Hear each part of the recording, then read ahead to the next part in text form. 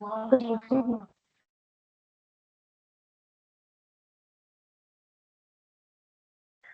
Good evening, everyone. I welcome you to the next talk hosted by IIT Guwahati Research and Industrial Conclave 2024. I'm Master Basak and I will be your host for this session. Earlier today, we had an industry.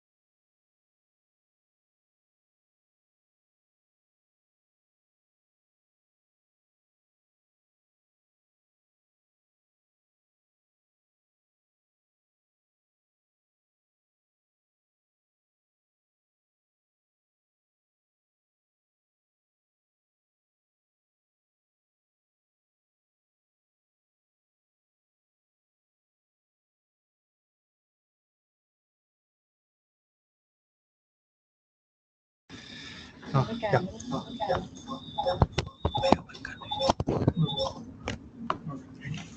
Okay. Good evening, everyone. I'm pleased to welcome you all to the today's online tech talk hosted by the Research and Industrial Conclave 2024 team from the IIT Guwahati. I am Hitesh Ramrakhiani, and we are truly delighted to have you with us for an enriching and insightful session. This afternoon, we have privilege of hearing from Dr. Ramakrishna Sahu, a distinguished scientist at the DST, Ministry of Science and Technology, who has made remarkable contributions as a lab scientist working at the intersection of academia and industry. In this talk, Dr. Sahu's talk today will delve into the crucial aspects of research methodology and objectives, specifically examining the dynamics of industry versus academia.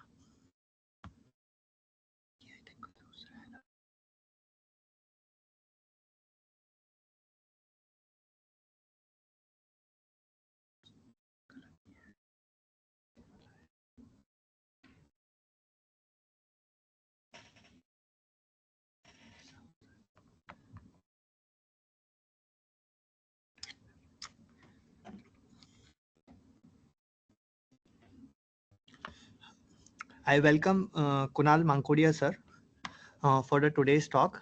So the talk title would be Tech Talk on Smart Textile Wearables in the Digital Health. Abstract of, abstract of a talk is today our global society is encountering unique healthcare challenges characterized by rising the cost, a growing elderly population, and the prevalence of chronic diseases. The emerging fields of smart wearables and digital health hold great potential to the address unmet healthcare needs. For instance, smart wearables can offer personalized care management to individual anytime and anywhere. However, this demands overcoming the greatest scientific and technological challenges. Firstly, we need to establish clinically validated wearable sensors and devices. Later, the framework for patient interactions with such as high-tech devices must be defined and standardized so that the patients can use the technologies by themselves. So the floor is open to Kunal Mankodiya. Hello, everyone. Am I audible, first of all? Yes, yes, sir. Yes, sir. Excellent, excellent. First, thank you very much for generous introduction and as well as inviting for Tech Talk. Let me just share my screen. I believe you see the, are you able to see my screen right now? Yes, sir. Excellent. Okay. Hello, everyone. Uh, First of all, good evening. And, it's definitely a privilege for me to present in front of some of the brightest mind over the world. And I was looking at the program and, you have gathered some very key scientists and key contributors in the, technology world. So I really appreciate this invitation. So I think it's more in that I'm thinking of talking around 40 minutes, and then we can kind of open up for discussions essentially.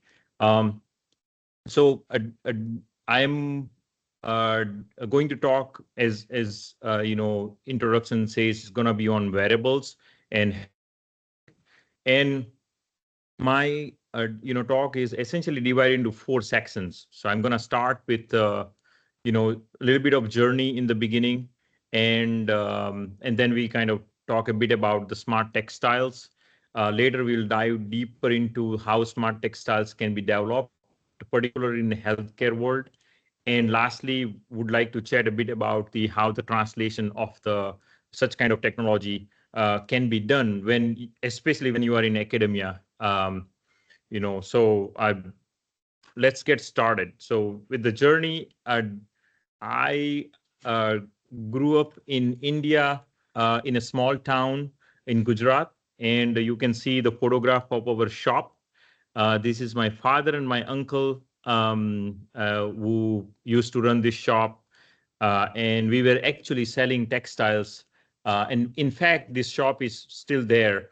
Um, and I wasn't like in a great head going to shop and selling it, but I do remember my childhood days that when I used to kind of help out during the summer vacations. So I got in a kind of in a you know a bit of understanding on textiles, but I wasn't on the it was my closest connection to textile during my childhood, I would say. Um, After completing undergrad, I went to Germany. I did my master's and PhD in the University of Lübeck. It's a beautiful historic city in the northern Germany, right on the ocean. And I got a chance to live there around 6.5 years. And this is my first time when I got to work on a smart textiles, and in 2008 to 2010. I was one of those people who were kind of very excited about textiles bringing into health monitoring. And at that time, I created a smart textile chest belt that can monitor, textiles. And I'll talk a little bit about the chest belt and smart t-shirts type technology later. So, I'm still connecting to what I was doing at the PhD time. And and then I moved to US, did my postdoc um, at Carnegie Mellon University and University of Pittsburgh, and then I moved to University of Rhode Island. That's when I became faculty.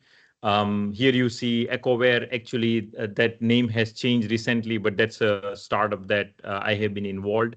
That came out of my lab as a kind of spinning off some of the innovations into products. Um, the journey of uh, you know our lab is, and I'm going to talk more about journey in the very beginning, and then we're going to dive into our, the whole detail of the innovations and research. So our lab is very diverse, and this definitely might be reminding you of the Olympics because you are seeing lots of flags.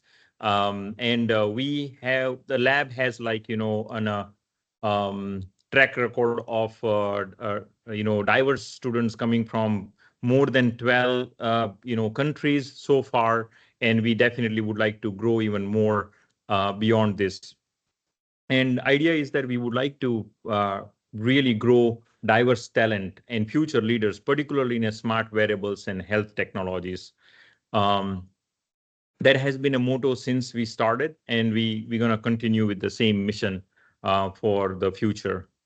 Uh, uh, I know this kind of slides can be at the last, but I wanted to kind of just put it up front because I'm very grateful to kind of the fundings which have received. And if you see on the top, the National Science Foundation and NIH, these are our biggest funder of the lab. But I also would like to appreciate our state's funds, where it always helps us to innovate something small, and then that becomes like a larger proposals. And we also had a chance of working on many other organizations and getting the funding from them.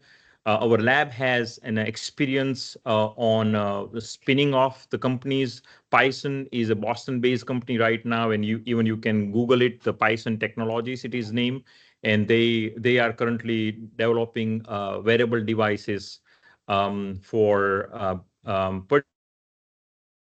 sports. They are more interested in cognitive performance of the athletics. And then the WellAware is the company where I am involved, and that's in Rhode Island right now, and we are trying to push more towards the digital health. Um, and we have a strong collaboration in University of Rhode Island with a lot of clinical collaborations. We have a hospital which is nearby, very large hospital that actually serves the three states, Rhode Island, Connecticut, and Massachusetts. So we are connected with some of the departments over there. And we are also connected with many other organizations such as UMass Medical, which is a large medical school, as well as hospital, Brown University, which is an Ivy League university in Rhode Island, Providence, Women and Infants Hospital, and there are a couple of other organizations which are more focused towards innovation and startups. So international collaboration, since I'm talking to more folks in India, so I am very happy that we have recently got funded in collaboration between NSF and DST, and we are kind of working closely with our partners at IIT, BHU, and Gandhinagar. And we just started a project, so I'm going to talk a bit about that briefly. And we have ongoing collaboration efforts right now with the United Kingdom, where we are working with Ireland and Northern Ireland universities over there. And we have had collaboration with Colombia in South America in the past, where we created a smart prosthetic, wearable prosthetics, I would call it, and how muscular activity can be used for automated robotic, prosthetics created. That project is no longer, working anymore in terms of the collaboration, but we are always open to, do new things with that. I would like to switch a topic a bit, and we're gonna talk a bit about the smart textiles and essentially textiles and smart textiles both. I'm gonna give you a bit introduction. For some of you, you might know textiles, and for some of you might be completely new. So I don't know my audience, so that's why I have kept it intentionally a little bit more wide. And I'm always open to questions. So feel free. I'm very interactive. To unmute and ask a question. I don't have access to the chat uh, box, right? Just I don't mind. Um, so smart textiles. Let's start with, first of all, this is normally my interactive section, but it's going to be a little bit difficult in this settings. But I normally ask that if anybody would like to tell, maybe I can try. Let's see. If anybody would like to tell, what is the most ancient, I would say what if you go back in the time, what would be the time where we have an evidence of the textile or textile was used, and you can see that it's timeline is already right in front of you. So let me see if I can.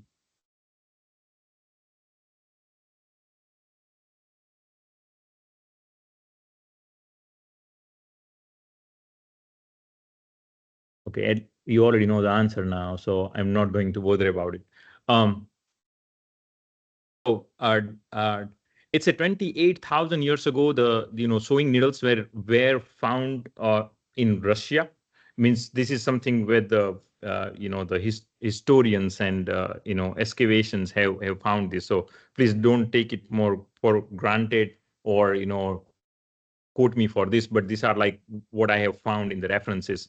6,000 years ago, there were evidence of using the woven textiles, and definitely we cannot forget the spinning wheel charkha, which is still existing today in India, right? So that was found in Indus Valley civilizations, and we can debate about when it existed. So currently, at least, it's around 5,000 BC, and then you can see needles being used. And I'm going to go a little bit faster. Go to China, and they had used the silk in early 80. As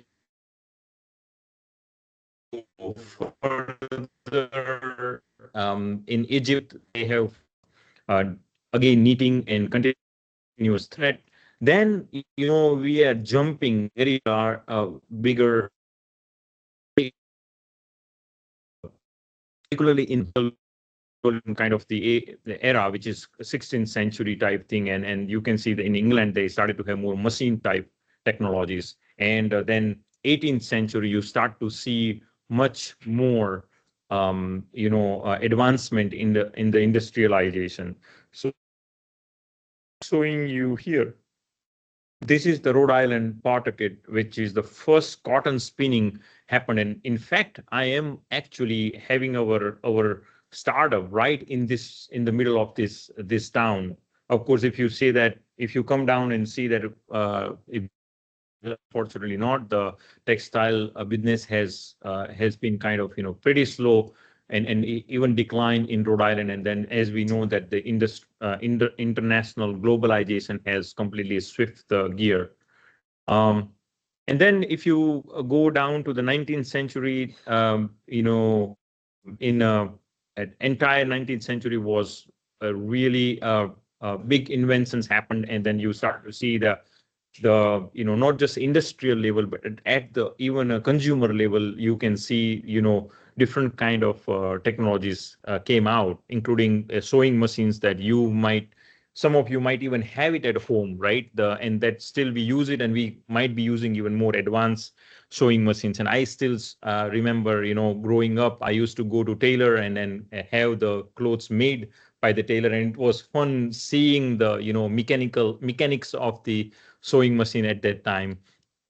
And then if you go towards in the 20th century, particularly Germany and England, and especially Europe, has done a lot of innovations in creating different kind of technologies. If you look from the knitting to a spinning, as well as there is a lot of embroidery related things also came out. So I'm going to talk a bit about that as well.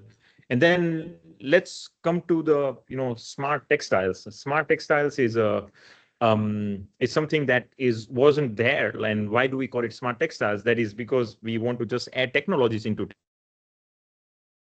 So if you look at the little bit of timeline in 19 just office. Yes.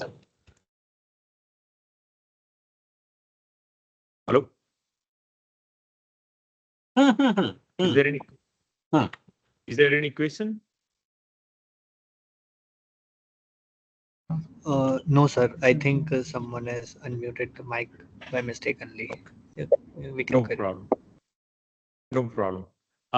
Yeah. So, and then you see that as we go more towards, the 21st century, Especially in the later part of the 20th century, you started to see more of the different kind of the technology being created, like electronic aspect of it, and that is embedded within the textiles. So I'm giving you some examples. Over here, you can see I don't know whether some of you might be using the lily pad, which is like in a 2007 it is like Arduino's textile or sewable version of that. Then I'm just promoting myself over here. 2010 there was this the smart belt that somebody created, and then if you see that more on the industry side of that, the Google's project Jacquard, that is what see over here, that they actually embedded the interactive element in the jacket. And then JSK e-textile embroidery machine, the reason I'm just putting it over here, it shows you that how the industrial machines are being designed for making smart textiles possible, essentially. And this is the thing, what you see over here, the right side, that picture with the lily pad, and then you can see all these conductive threads. This is actually coming out of the embroidery machine like JSK's machine. These are the machines that out there, knitting machine. This is actually, we have it at URI now, where we recently acquired this one. And the 3D knitting machine, we have it. So we now have possibility of integrating conductive threads within the knitting. We have a different type of embroidery machine I'm going to show you, but this is like in a more smaller version, like a desktop version of the embroidery machine. And then this is the weaving. This is actually a picture coming from one of our Rhode Island company that does a lot of weaving. So, and also on the top, we are showing you that if you go and look at the zoom image of those kind of textiles, how they look. So this is like knitting, and this is more in a woven textiles, essentially. And this is the embroidery, and many of our today's t-shirts and even saris, we have embroidery. Sometimes they are handmade, and we also know that nowadays we have also factories where the saris embroideries are done more on an industrial level. And now let's come to the smart textile. Why smart textile? What is the definition of smart textile? So smart textile, essentially, if you want to define it, it should have some sort of a technology which can sense, can sensing around the environment, or it can be sensing within the body. And then also it may have a capability of reacting and adapting functionalities, right? So for example, here I'm showing you some of the features of the smart textile, like sensing. It can have electronics on itself. It can have a wireless connectivity. You can have an actuations, like you can make something like a pneumatic or something which is like more robotic, that you can add such kind of elements. You can do energy harvesting, and you can also have an interaction. So I would be able to show you something on a sensing side of that today. Wireless and electronics, these three components we'll be definitely looking at. We have some really great ideas on actuations. Energy harvesting, we had some ideas, but we have not done much work in that yet. Interaction, we definitely have a strong interest in that, but we want to do it more in future. So we definitely are interested in more new things. But market is huge in the smart textiles. India definitely should look at this particular numbers.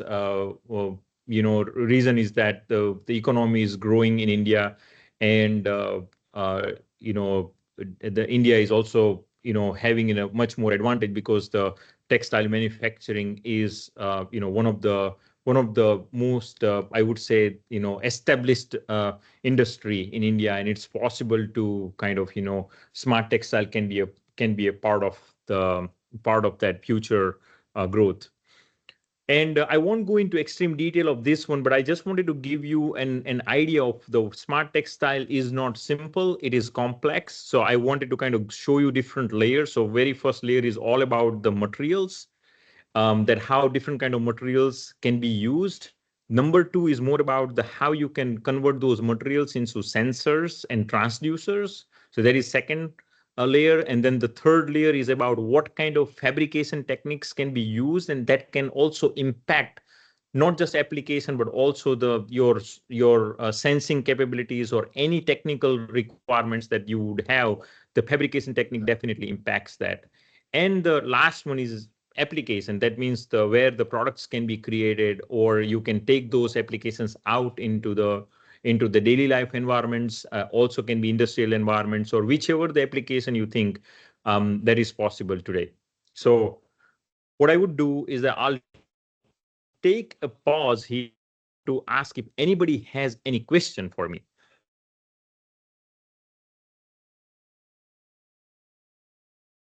Feel free to unmute yourself. I'm happy to explore anything if you have any questions. Yeah, participants, please unmute yourself if you have any questions. Sir, I have a question. Yeah, please. Sir, you mentioned 3D printing and stereolithography that was incorporated into textile design. Could you elaborate on that, please? I see. Okay. Can I come to that once we come into the some kind of our one of the projects, and then I can kind of explore on that more? Sure, sir. That would be great. Thank you. Excellent. Unless if you have any other questions, maybe I can get started. And I think, this next section is going to be much more involved on the research side of that. So yeah, please note down your questions, and then maybe, we can go more into more discussions. Thank you for the question. So with this one, let's dive into the research, what we do in the wearable biosensing lab. Here are the some wearables that we always like to start something from scratch because we like to get our hands wet, and we don't mind doing things directly from the scratch. So that's something hands-on things that we like it. We also do a lot of our own sensor design nowadays, and we utilize those different kind of techniques, and then also do a lot of characterization. Then we have a medical instrumentation that we have a strong expertise in that area, that if you want to do any physiological monitoring on the body, then we are specializing in how to create those electronics, the medical electronics that can acquire the signals. And we also look at we also match that with the what kind of sensing you want. So that is something which we also do some really different type of the applications as well. So like wearables we have created. We also have very recently an armband that we are creating. So we're going to go a little bit more in detail a little bit later. And we also work on data side of that and visualization of the data. If you want to say AI in today's world, I mean, AI is defined in so many different ways, and I'm sure you have an AI focused talks also. So I don't think I'll be able to go into extreme detail of the AI, but we are not, I would say, exceptional. We do AI work, but we are not, I would say, an AI focused research lab.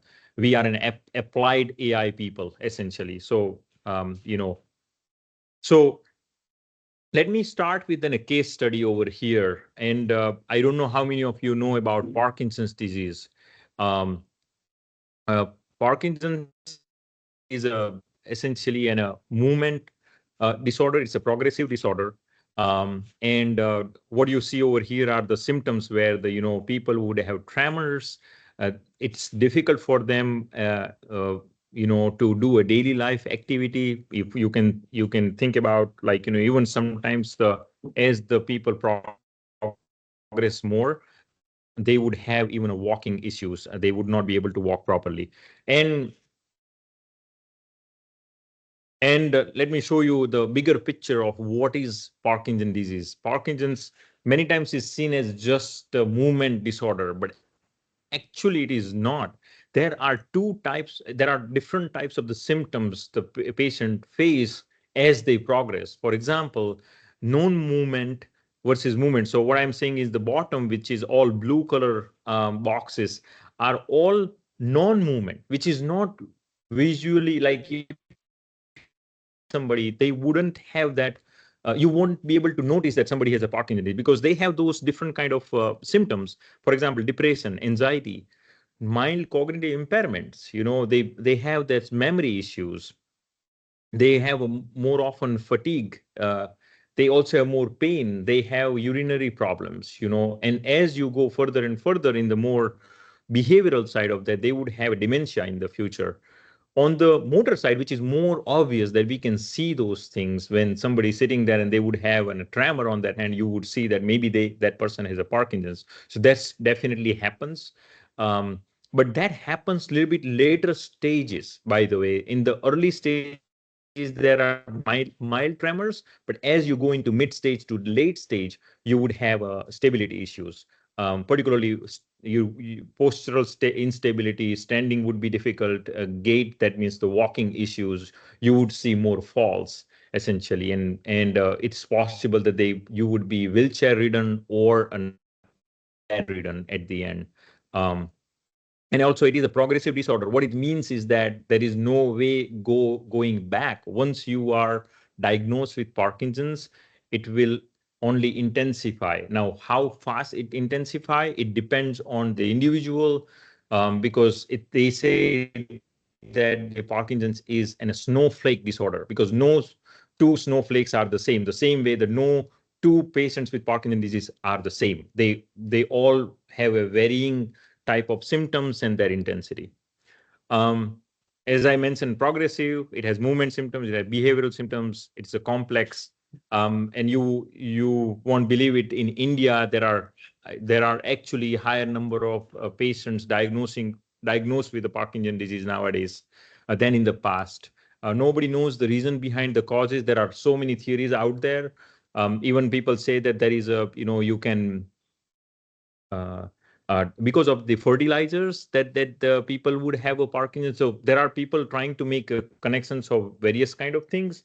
But again, there is no kind of foolproof evidence today that the one particular thing, brings a Parkinson disease to somebody. So it's really varying. But however, if people can have a better lifestyle and better and health habits, definitely there is something that you can take precautions.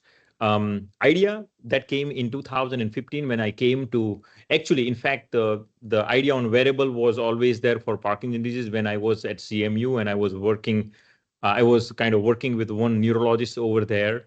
And we started with the smartwatch idea, and then uh, that's when I kind of learned about Parkinson's disease. And then when I came to URI, um, I very first thing I it came to my mind that why don't we create smart gloves that can collect some kind of a movement data. And again, we were not at that time interested in behavioral, which now we are more interested in behavioral data as well. But we were at that time more fascinated by the kind of the applicability of the simple wearables, right? Like, for example, gloves, which can be daily worn device that you can use it for data collection. So idea was that at that time it should have a remote monitoring capability. It should be patient centered. What it means is that no nurse is going to come to somebody's home and collect the data. So is there a way to create a technology that allow patients or even a care partners, in the sense like wife or a caregiver, can be sometimes children of that parent, can they take care of this technology? And that means there should be some telehealth support. And the technology what we have envisioned. The patient would have like a screen and interface, and um, whole world has changed, by the way. And this photograph is right around the corner of the 2020. So this is around 4 years old photograph, but things have kind of I won't say have remained the same. It's progressing uh, very fast nowadays. So idea over here is that at home patient would be able to do their the symptoms, and then the data goes to cloud, and then at the end the doctor should be able to look at the data and then would be able to make some decisions on whether how the patient is doing at home with the medication. The one of the important thing needs to note over here is that the Parkinson's symptoms can be only treated by the medication. It's called levodopa medication, L-dopa. That medication you have to take every few hours once. So what it means that when you have a tremor, that tremor will be reduced by the medication. It's very similar to diabetes, right? That it's insulin that you have to keep taking it every few hours. So same thing over here, that in order to reduce your motor or movement symptoms, you have to take that medication every few hours, except in the night. It's fortunate part of the Parkinson's is that normally in the night, you do not have that kind of a tremor. Once you sleep, that the tremor also sleeps. However, there are some other kind of muscular problems happens in the night. But however, at least tremor is not there, and that's why they don't need to take the movement symptom medications. So that's the reason. The thing is that the titrating medication, or optimizing medication, is not an easy job for neurologists. It's a trial and error. Think about the doctor sitting in the office, and after 6 months you see a patient, and patient comes to you and say that, that medication really didn't work, and doctor came to know after 6 months, right, that, oh, what should I do over here, because I need to have this data more often. And doctor, as we know, that there are not that many neurologists in the world that we would be able to have the patient go every 1 week, and get the medication optimized, right? So now what can be done? What could be efficient way of doing it? So we thought that this could be one of the efficient way of doing data collection and providing that telehealth services.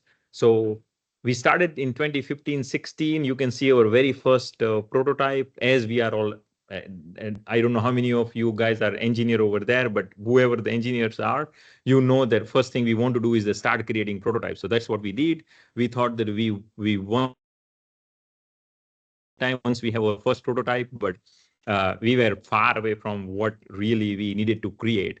As soon as we started to create more prototypes, you can see that we started to make this more elegant in terms of design. And then this actually glows that we actually tested the most. And then also the second is this one that was also tested the most. These two glows are, I think so far, we feel that our two most best glows we were able to create. This glow, the reason was that it kind of looked like a normal glow because everything was concealed, but it was a bit clumsy, so it was difficult to wear for the patients. And then we had one master's student, Vignesh. Actually, I think he's in the audience right now. So Vignesh Ravichandran, he actually came from IIT Madras and joined us over here, and he helped us create this new golf gloves that he actually converted the golf gloves into the smart gloves. And it has electronics outside, but we try to make the electronics in a way that the patient feel that it's just a smart glove. It's not like something is going to be too heavy, too bulky. And the last but not least, and these gloves are still currently under production in a collaboration with many designers and textile designers and industrial designers. And we actually already did, after a lot of trials with the patient, it was a very participatory design process where we brought in patient. I'm going to talk about that in a second. So let's hold on that. So here is the one. So our team, actually, Vignesh, there is Shubham, who is the industrial designer, and we have a textile designer. They all work together, and then they wanted to see that what is the best way to design a glove, or what would be a best design of the glove that would be simple for patients. And what, the many times the innovation is simple, and we have to just go through complex process to do that, simply to come with that simple design. And what was the simplest design was that the only thing what we needed to do in that one, other than some minor changes, is that we need to have a big hole with a net in that, so they would be able to see when they pouring the finger inside the gloves, so they would be able to put the finger in the right pocket. That was the simplest thing that we found out during the whole design process. And one of the biggest problem what we recognize was an issue for patients, they were not able to wear the gloves, this one, the 2021, this one, even though it looked sleek, really nice, but the wearability wasn't a biggest issue. And I like our students, normally they really listen to the patients, and they kind of, always have an interest in taking that to a kind of in a way that it should improve, right? So we were not only interested in just it has to be technology and we have to embed technology no matter whatever the ways, but we were also interested in the design aspect of it, that does it solve the problem for patients, right? So technology can solve the problem for us, but not for the patients. If they don't wear the gloves, then it's a failure of the entire study. So we kind of recognized that at that time, and then we kind of worked on the design aspect of it. On the technology aspect, definitely, we had. I'm sure many of you are kind of now expert on the 3D printing and everything like that. So we also do a lot of work with the 3D printing and connecting that with the electronics. This is definitely MPI stick. Many of you might be using. So this is not something new we created, but I'll show you that what are our electronics. But essentially, the idea was that we have enough flex sensors on the fingers, and then there are all the front end circuits. You have then the entire microcontroller unit, and then you have the battery management system there. This is essentially the device that went at home for the patients. And remember, I was telling you that the patient should be able to do it by themselves. That was our thing, that we can do no matter how many times we can in a lab, but that's not important. For success is that the patient should be able to do by themselves. We want them to do self-screening essentially by themselves. So that's why our team actually deployed this whole technology at home. And think about it, amount of in-lab testing we had to do to make sure that the type of problems that we may encounter were at home. Does it mean that we never encountered any problem at home? No, it is not true. We did encounter problems, and student had to drive down to the patient's home, and patients are so kind that they just allow you to go and troubleshoot over there in the real time, and then again you come back and then kind of give them a green signal that everything looking great. So when you are thinking about the health technology and you want to make an impact, you have to do this kind of work. You have to take it out of the lab. You have to take it into the environment where you want to see it should be working. But if you keep doing it in the lab, and if you think that it's gonna be, and if you hallucinate that it's gonna work great, just try out once at home and you find out how many thousand problems you will face which you have never imagined. So that's what we always encourage our student to kind of take it out and do that work. So these are the type of exercises. We call it exams actually, because out of a very particular protocol that is designed by neurology. In 1988, that's when this Unified Parkinson Disease Rating Scale came out. I might be wrong on the date, but I think somewhere around that time.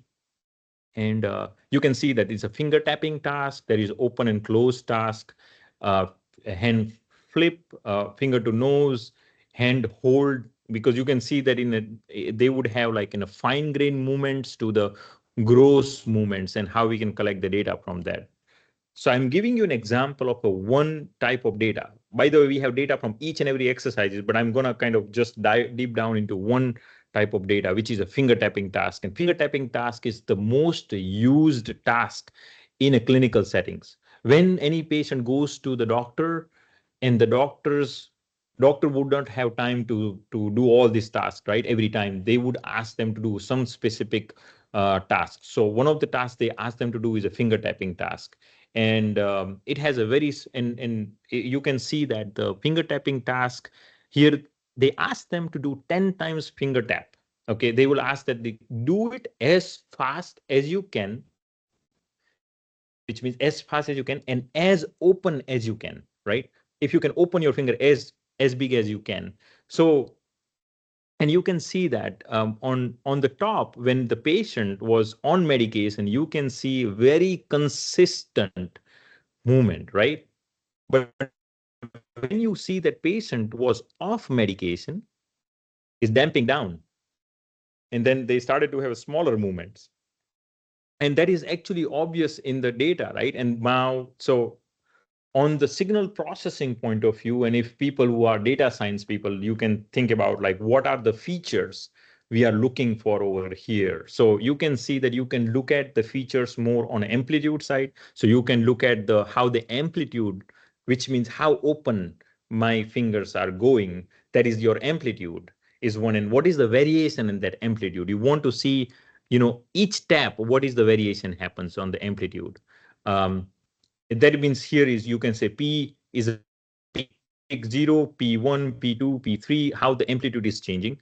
And the another thing, what you like to see over here is the in a time side of that, your frequency side of that, how the tapping frequency changes. You can sense it over here. It's a very consistent tapping frequency. It's like a time is more or less similar, and no human can do extremely, no matter how healthy we are, but we cannot do exactly at the 1 second. We try our best, but there will be always on and off, right? Plus and minus over there. So even patient them, they tried very, very well for first few taps, and you can see that at the end they started to have like more problems. So you want to catch up those kind of features, and if you go into machine learning side of that, I'm sure you will come up with the very many statistical features over here too, but I want to keep it simple just for general understanding. We did a data collection on 4 participants. Of course, after that, we want to do some very big study now on this one, but this is something I would like to show you, that when we did a feasibility study, because these are all case study based data collection, and we wanted to see that whether we are able to deploy the system at home, can we collect the data, and how successful we are in the data collection. And by this time, the master's thesis was over, so we definitely would love to kind of collect even more data. But at the moment, with the even 4 participants data, we were able to look at, this is the P2P, which I was showing you, the peak to peak time distance. And you can see that once you take the medication, this shows you like, in a 0 to 1 means in a 1 hour, how is your peak to peak? After 2 hours, how is your peak to peak changes as you are doing exercise? 2 to 3, you can see the variation is very high, and number 4 is good, but we do not know. Many times they might have taken a medication before that, and we are not exactly sure when they have taken medication. So it might have some impact over there. Again, amplitude is varying a lot over here. There is a less variation in the pathology behind it, that why the amplitude remained a little bit more stable in hour number 2. Maybe that is the when the medication was most effective. But as you can see, that is started to taper off over there. And then dominant frequency, I think the frequency was pretty, this was more, I feel that the tremor frequency that remain more or less the consistent. But as you can go further, then especially in hour 4, you have much more broader distribution. I will skip this. Maybe I don't know whether it will play. Let me see. My name is Andrea Hopkins. I'm 71 years old. 15 years ago, I was diagnosed with Parkinson's disease. Andrea uses an app on a tablet which connects to the smart glove wirelessly. After the connection is successfully established, the app guides her to perform specific movement tasks. The smart glove has several high-resolution stretch sensors which can pick up fine-grained symptoms present in the hand and fingers. The glove data is sent to the tablet for storage and analysis. Since the smart glove app is connected to the internet, physicians can see the progress remotely. The smart glove could potentially reduce the number of clinical visits for patients in the future. There's no cure for Parkinson's, but medications do address the symptoms. And that's why sensors give the doctor critical information that helps to know whether or not the medications are working. Excellent. Andrea is, a dear friend for a long time, and CE has been always a supporter of any trials what we do, and a big advocate. Now what it takes to create such kind of technology. I am a mouthpiece over here talking, uh, about various things, and I am not the inventor of everything over there. I'm just here to kind of present the work of so many people together. So you can sense that there is a textiles, there is a bioelectronics, where two of us kind of trying to handle. We had people coming from IoT and AI. We had doctors and neuroscientists who are interested in technology, and they help us understand that what is really required. So it's really a teamwork. Where is this going? The smart gloves 2.0 is going to come now in terms of development point of view. And in US side, the University of Rhode Island is taking a lead, and I'm kind of working closely with multiple partners in India. So we have just recently received a grant in collaboration with the DST, and we have IIT BHU, Gandhinagar, and IMS BHU. We all are currently just starting the collaboration from this summer. And if anybody here in the faculty, if you are interested in DST NSF joint call, it's out there. And if you want to check it out, there is some really good collaboration funding out. So and again, we are taking now gloves and its connections with the VR, virtual reality, AR, and the brain data essentially. So we are trying to do something bold next. Now let's switch a little bit over here. I'm going to talk a little bit about the e-textiles and ECG, more onto the physiological monitoring, which is something which I did in a PhD time, and I'm going to explore a little bit more. I'm going to give you a little bit of the problem statement over here. Premature babies, if you look at the date number, 15 million children who are born are premature, which means they are kind of born before the due date. And again, below the 4 weeks is called in premature babies, and the numbers are staggering. If you think that US might be doing good, but actually not. US 10% of kids are born premature. And I am sure in many other countries is a similar case today. And if you look at the premature babies and the way they are monitored, they would have this kind of sticky electrodes that go onto your skin. If any of you have gone to the electrocardiogram, monitoring in hospital, and you see that they will have the sticky electrodes. That sticky electrode is good. It's fine for the people like us who are adult, right? And but when you think about the premature babies, their skin is underdeveloped, and then when you use those electrodes, it brings a lot of harm. You can see that redness and sometimes even tears apart the skin. It's a very difficult for those kids to handle such kind of electrodes. So idea what we came up with is that we can have textile electrodes, soft textile electrodes can be created, doesn't require any adhesive, no any glue type material required, and should be able to collect the data. That's a proposal, by the way. So where do we stand? So we do some of our own development, so where we created a textile electrodes. Again, I think this is again Vignes's work, and he designed the electrodes using the embroidery machine in collaboration with our another student Rumon, and they kind of created this knitting. One is a knitted electrode, by the way. This is the knitted electrode, is not an embroidered. That knitting machine that I showed you in the beginning, that one, in the embroidered, I'm going to show you what the embroidery machine looks like.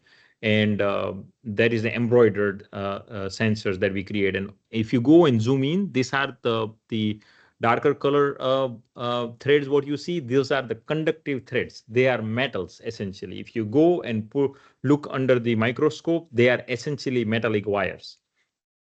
This is our embroidery machine. I'm going to put, it will have a little bit of sound, so just take a look.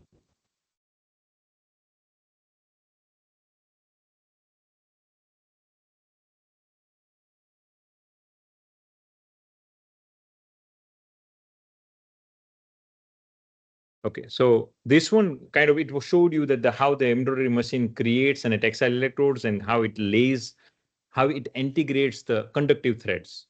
Now the comes to the science part of it. You have the electrode, skin electrode impedance. That is the most important thing for collecting the accurate or collecting the, I would say, more high fidelity signals, right, from the body. So normally what happens is that when I was telling you that adhesive or a gel that they use, which is sticky part, in fact, it is very helpful to have it because it allows you to collect that high fidelity signal, because it allows to have the charge transfer from the body to the electrode. Now, what happens with the electrodes like ours, which is more like textile, it doesn't have the gel. So what happens is that in between electrode and your body, you have those empty pockets, and that empty pockets would have an air. And this means that your signal fidelity would reduce. So, but still, how can you still have a way to improve your data collection over there? So this is some research what we have done. This is some, I'm going to go a little bit faster over here. We have done some benchtop prototype data collection and dry electrode impedance monitoring. And I think in here, we wanted to see that gel, which is a black color over here, which should remain lower over the time.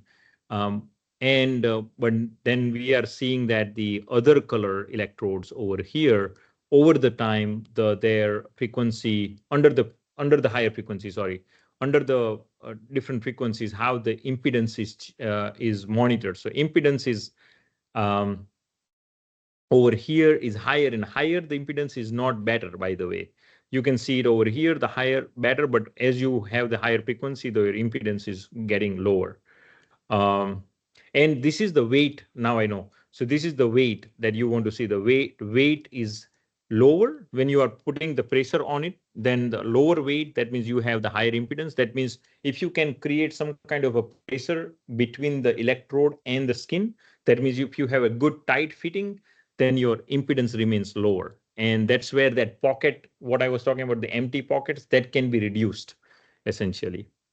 And this is the dry wet electrodes. I just wanted to give you a takeaway over here is that the kneaded electrode actually perform the best compared to the embroidery electrodes, even though we spent good amount of time in embroidery side of that. But what we found out that the kneaded electrode performed really good because it has a much better consistency in terms of design. ECG electrodes. Now I'm going, again, I do normally quiz on this for the presentations, but I'm going to keep it simple. You can see the different kind of electrodes, and we collected the ECG, electrocardiogram signals. And you can see that, different electrodes have a different profiles. Some of them are very noisy and some of them are not. So E2 and E7, you can sense over here that they are very high fidelity signals right over here in E7. And gel electrode is here, which is a more gold standard signal. So you can see E7 and gel electrode pretty comparable. So we kind of felt happy that our electrodes are kind of performing equivalent. I'm gonna go a little bit faster on the roller coaster ride now on some of the technologies what we have developed, and apologize for that because I could not talk about each and every project more in detail. So I'm going to give you an overview of some of the projects now. This is the smart t-shirt project, which is being developed by one of our student, Rumon. And he is our smart textile expert. He comes from a textile engineering background, and he's always interested in creating the electrodes that can embed within the clothing. And you can see that a lot of work we have done on the embedded systems and wearable electronics in this one. And this was the idea was that they can be measure the breathing through the t-shirt. And we put all the pressure sensors into t-shirt. We also had, by the way, the ECG data at that time. And then you can sense that how we were able to collect the data, which are for the lower breathing, medium breathing, and fast breathing, how consistently our sensors are able to monitor. There are some places where it has some inconsistency, but I think, in general, respiration is not easy to do a testing because your thorax is constantly changing. So that's one issue many times you have when you are having the respiration monitoring. This is the brain monitoring. This is one of the most complex bioinstrumentation or a medical electronics project we had worked on in the past. It was in a brain monitoring with the LEDs and detectors. It is called functional near infrared spectroscopy for monitoring the brain's hemodynamic response. What it means is that how brain is consuming the blood, essentially. And this is the complex diagram right over here that kind of shows you that how many detectors and how many LEDs we have over here. This is kind of the data what we collected, and we wanted to see that how the brain's performance we can monitor under a stress situation. So we asked somebody a mathematical task, and then you can see that when somebody needs to remember this was an NBAC task, so they had to remember like a series of numbers or series of letters, and then you have to remember like the letter which was presented 3 times before. So it's pretty stressful. I have done those kind of tests by myself and then it's stressful to remember the 3 back tasks. So you can see that how brain was extremely active during that time. Idea was that brain was active, but we wanted to see whether our technology can detect that signal, and we were able to detect that signal. And currently, this is the hello. No, Okay. sir, please, you can carry on. Okay, we are almost there. This is the project which is ongoing right now. We have gotten a funding from National Institutes of Her Health, and we are calling it Minder, the technology name. And the idea is to create an upper arm band. It's monitored for the withdrawal symptoms, particularly the biomarkers and physiological biomarkers again in here. And as I told you that physiological monitoring is something where we have specialty and expertise. So we are trying to apply that in collaboration with the UMass Medical, where the emergency department expert who has interest in what are the withdrawal symptoms of somebody with the opioid use disorders, right? So or substance use, essentially. And that project is ongoing right now. We have like 3 more years to go, and we are currently at the stage where we have a lot of prototyping happening, and sooner we're going to be starting to test this wearable. Next one is a wearable data. I will remain very high level over there. But essentially, idea is that you need to know your stakeholders. Are they patients? Are they caregivers? Is it doctor? Is it a large hospital, or is it any pharmaceutical companies that they are interested? Then you have to figure out what the wearable is. What kind of wearable are you using? The off-the-shelf wearable like smartwatches that is out there today, or are you creating your customized wearable, which I showed you some of them over here? And then comes AI, and I think I'm not an expert on AI, but the area where we have a strong interest in AI, and we know that what the AI researchers are most interested in is in data, and not in a garbage data, right? We always hear this phrase in the conferences a lot: garbage in, garbage out. What we want to provide is a high fidelity labeled and annotated data that you can rely on to create your better AI models. So this is something niche in the research areas that we would like to offer as a contribution. And that's where we like to work always with people who have interest in the AI modeling side of that.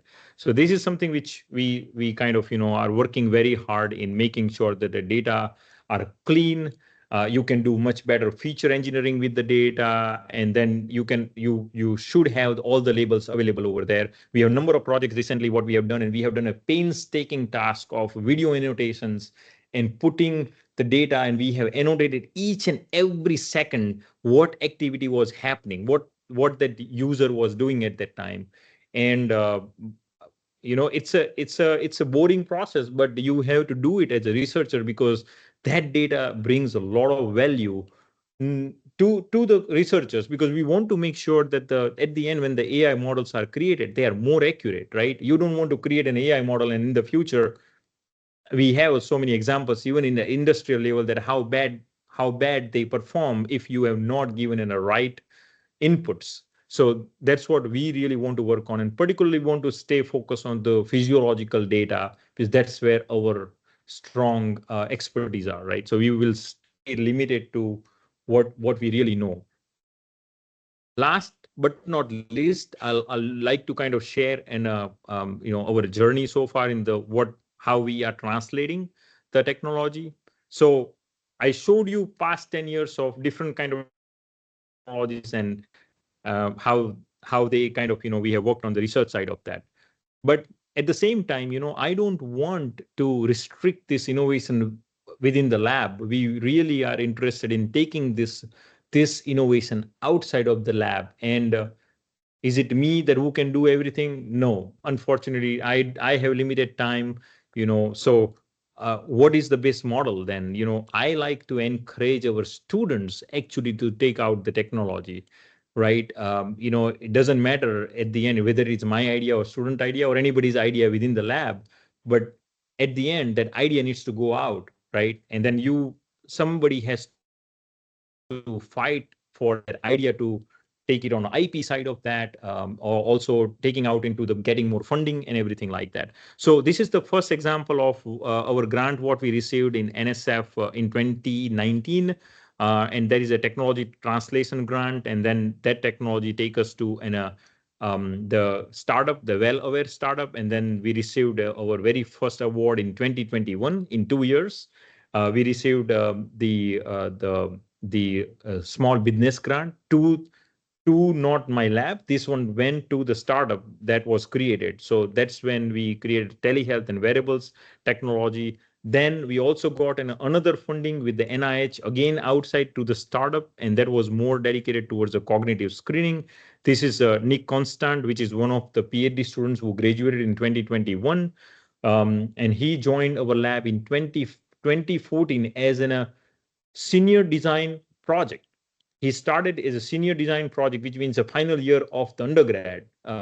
He started with us, and he always had a spark of starting his own something. He always had entrepreneurial spirit, and I saw that, and then we had figured it out, that maybe he can still work in the lab, and at the same time he can kind of pursue his background on a startup side of that. Whatever we can support, we try to support. So you can see that particular grant was to help that technology taking out from the lab to the startup side of that. And you can sense that now over the years, we have received around $1.1 million grants on the startups itself. And now we are taking that as particular product. For example, this cognitive screening product, we are very much interested in taking it in the product in the near future. So there are some strong collaborations are happening with the larger hospital, and we are trying to figure out that how we can take this cognitive screener into a wider population. If anybody in the audience is interested in helping us out into the India and taking this thing and validate in India, we are always open to discussion. And we always like to kind of win-win. We would like to go for a win-win. For example, we can find some programs where we can write grants together, and that way the grant can be focused towards maybe study or even a technology development is possible as well. And last but not least, we have currently ongoing 2 students who are very interested in taking their innovation out of the lab, and in fact we are potentially getting a funding from NSF for doing a customer discovery, which means we need to do 100 customer interviews. I have done it once, but students are going to do that first time. And this is going to be another story of an entrepreneur from our lab. So we are pretty excited about helping them out. And Vignesh and Rumon, whom I mentioned, they both are interested in taking this further. This is last.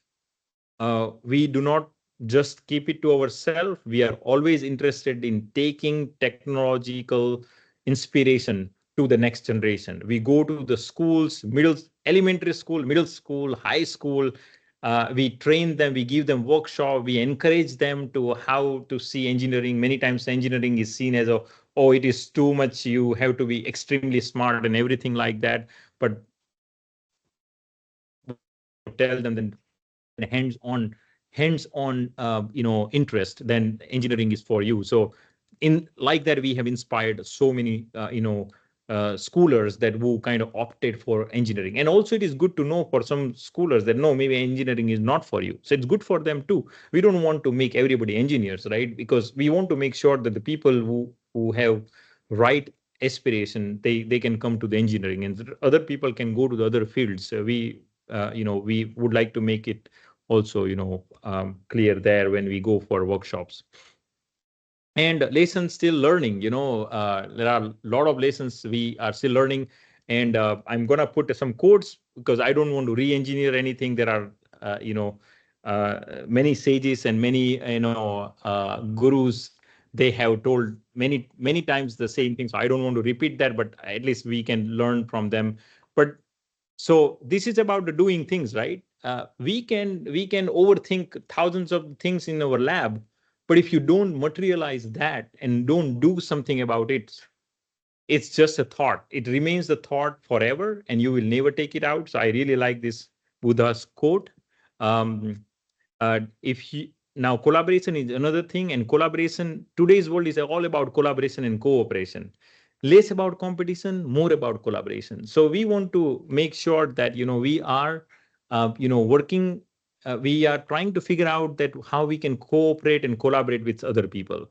And I gave you some of those examples over here, but I'm sure many of you already have experienced that.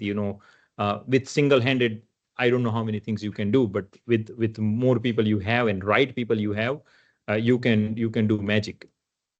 And time is precious. The like Buddha said over here, the biggest mistake is that you think you have time, but you know that time is like a sand in your hand. The more you grip, more it goes away from you. So you have to value the time of not of or only others, but yourself too. So make sure that you are punctual on things what you do. And if something you think that wasting your time, you need to recognize that upfront. And then again, it doesn't mean that you should start saying no to everybody, but at least you need to make sure that you learn from what you do previously and how you can make better decisions, right?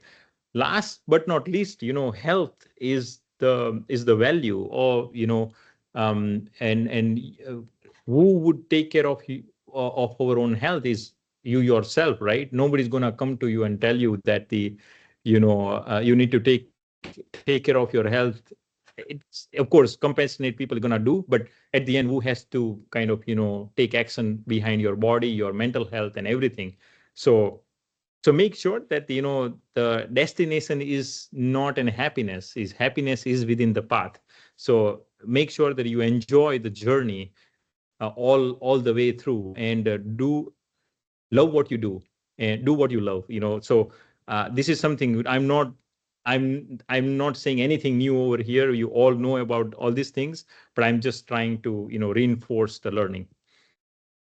Lastly, we have an opening in our lab, a visiting scholar or visiting scientist. I'm putting this link over here. Maybe later, after I'm done with this presentation, I'm going to put this link in the chat. If you any of you have any interest in working with us, coming down over here in our lab, feel free to submit this application. We are looking for people more on hardware, but we also don't mind people who have interest in digital health and the programming side of that as well. So please check it out, more details in the link, and we always welcome a very diverse team. Lastly, I would like to thank everyone who, as I told you, that I'm just a mouthpiece here. I'm just presenting the work of a lot of people, and hope presenting more responsibly. And we would love to carry on with the mission what we have. So with that, I would like to Stop sharing and open for.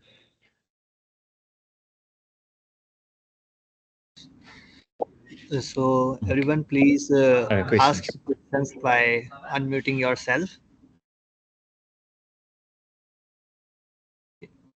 Yeah, I think one person is having the question that do all textile sensors need to be in contact with the skin except flex sensors? Excellent questions, by the way. So, um, anything which is a physiological, for example, temperature, right? How you have to use thermometer under your tongue or in your armpit, or even nowadays you have temperature sensing which is remote. That is possible, which is something like which we used on the gun, right? The thermometer gun. That is definitely possible. But if let's say that you have an temperature can be monitored remotely a little bit.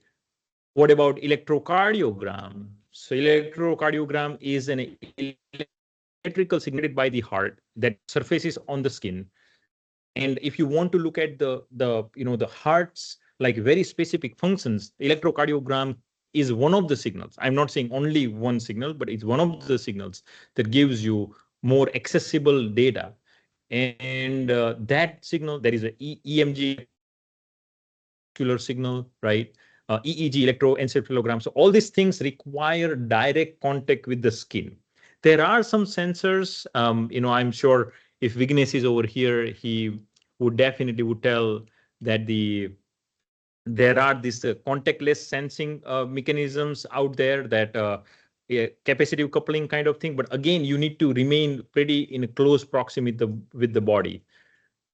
So yes, bodily activities, if you want to collect any data with the bodily activity, which is coming from the inside, you do need a direct contact. Okay. We have one another question. Uh, Yes. Skin conductance too requires direct contact, but there are capacitive coupled biopotential sensors. Yeah. What are some resistance or pain points from the patients in using textile basis sensors? Okay, nice question. This is important and nice question. I'm glad this was raised. Um, so give you one gloves part of that. Very first time when we went with the colored the glove, which we showed, there was a wire, colored wires coming out of the gloves. We used that in an initial testing, and we brought patient in our lab, collected data, you know, and we were surprised by a question that patient asked over here, which are electrical wires.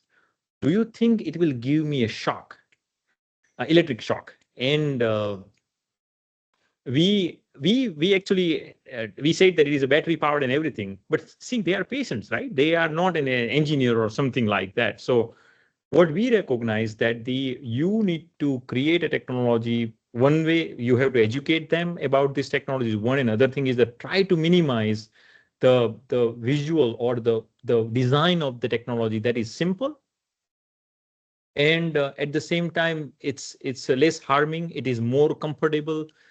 They are always looking for more comfortable technology on a smart textile. Another example is that the electrodes, what I show you, the embroidered electrodes, I have tried on myself.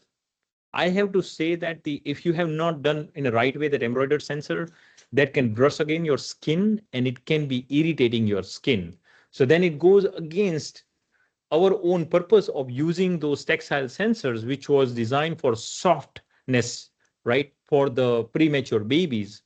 So that's why I like the kneaded electrodes more from that point of view, because kneading technology is much more softer and it is less abrasive. So that's the reason we are doing all these kind of experiments to measure that whether biocompatibility is one thing, that at the same time comfort is another thing. We are going to find out more sooner when we start to collect more data on longitudinal data. For example, people wearing this kind of electrodes for 8 hours a day, and then we want to see that whether they would have any kind of allergic reaction on their skin and redness, and if there is anything else that they would face, irritation, the itchiness. We want to reduce such kind of things. So we are going to dive into those kind of research in the fall, like in next semester, essentially. Yeah, Umesh, you can unmute yourself and ask your question, please. Yes, sir. So it was really an intuitive talk, sir. And I just have a quick question. So the work which we were doing on the brain variables, it's really fascinating, and I'm curious if you're willing to share the data set to further analysis to develop some deep learning or machine learning models. Oh, excellent. Yes, absolutely. First answer is yes, we would love to kind of share. If you send me an email, I will put you in touch with the PhD student who worked on it. Now he's an assistant professor at University Memphis, and he himself is very much interested in brain data and AI. So it would be a right connection I'm happy to make for you. And I believe he has access to the data what we collected on the brain side of it. And also he would be able to explore more on a validity of the data side of that. And I know that he has also collected some more data afterwards by himself. So that could be another thing. Yes, sir. So I was more curious to know, so so the paradigm which you had, is it for the stress analysis for the subjects for the mental counting or something like that? And mostly the existing literature which was till date were mostly in the control lab setting. So do you have by chance, are you looking forward to work on ambulatory data recording for the same case? Oh, you ask a hard question. Particularly the one which is ambulatory part of that. How we gonna bring it out of the Yeah. control settings? Brain is one of the hardest organ to access from a validity point of view. Um, I am. I don't want to give any controversial comments over here on a kind of the neurotechnologies going out in the world. But I don't believe it's that easy that what they are claiming to be. Yep. And uh, we have worked in the brain side of that. And in fact, where I did my PhD, my advisor, Dr. Ulrich Hofmann in University Freiburg right now in Germany, he is one of the experts in the neurotechnology side of that. And he himself, whenever we have our coffee call, we do go down into debate of when we will be seeing the more consumer-based technology on a brain technology side of that. Does it mean it's not possible? Yes, it is possible. But one of the areas what I'm thinking is that it's possible in where the hair is not a problem. Okay. So for example, if you're looking at the data more from the frontal lobe point of view, I feel it's definitely doable. But as soon as you go towards the hair side of that inside, that thing is cheesy. I don't know how much to believe.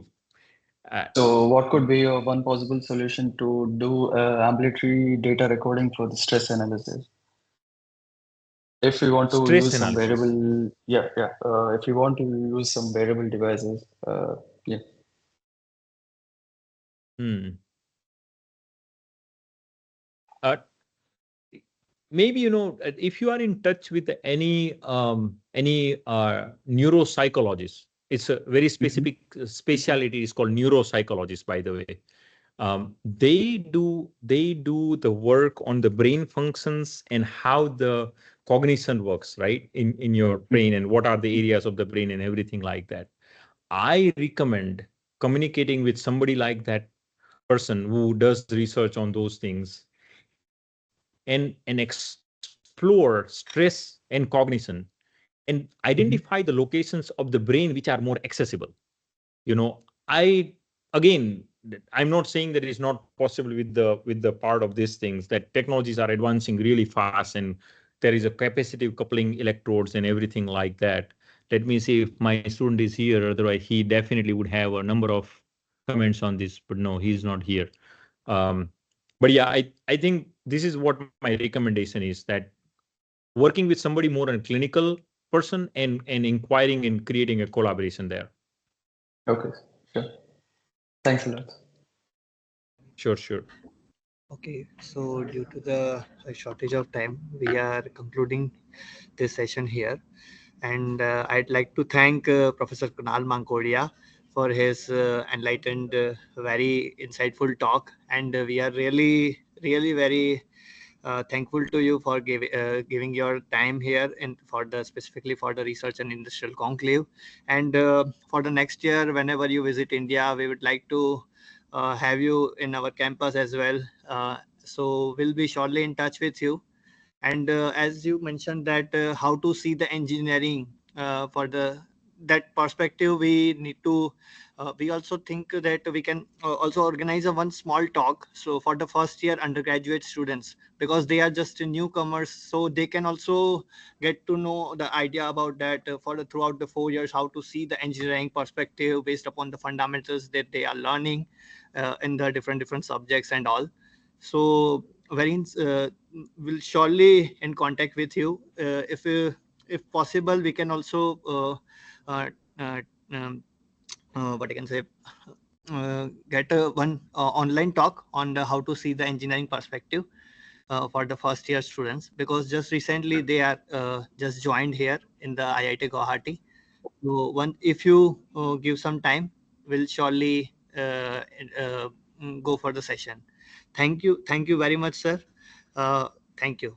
Yeah. Thank you, participants, for joining. Thank you very much. Yeah. Everyone, thank you very much for being over here. And I also appreciate the IIT Guwahati for having me, allowing me to kind of, talk about our research, and very kind of you for kind of inviting me next year. I wish I was there, and I would have much better interaction. But definitely, I'm looking forward to having more interactions, like you said, undergrads or any other things that you are thinking. Our lab students are always excited to kind of, talk about their experiences. So I can also see those kind of opportunities as well. So I wish you everyone a good night. Yeah. Good night, sir. Thank you. Thank you very much. Thank you. Have a good night. Bye. Bye.